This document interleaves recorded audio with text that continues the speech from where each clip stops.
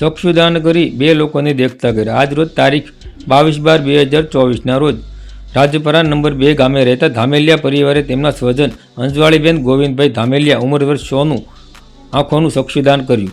એમના દીકરા સૌજીભાઈ ગોવિંદભાઈ ધામેલિયાએ તેમના માતુશ્રીની આંખોનું દાન કર્યું, જેમાં અંજવાળીબેને મૃત્યુ બાદ પણ 2 જણાને દેખતા કર્યા। આ દાન સ્વીકારનાર ડૉક્ટર માળિયા સાહેબ, ડૉક્ટર વાઘેલા સાહેબ, પત્રકાર શ્રી અશોકભાઈ સગર, પંકજભાઈ રાઠોડ અને ડૉક્ટર મિલનભાઈ મકવાણા તેમજ ડૉક્ટર માળિયા અને તેમની ટીમ તળાજા તાલુકામાં 13 વર્ષથી ચક્ષુદાનની સતત સેવા ચલાવી રહી છે। તો આ પ્રવૃત્તિ મીડિયા દ્વારા સમાજમાં જાગૃતિ આવે તેવી અપીલ કરવામાં આવી હતી।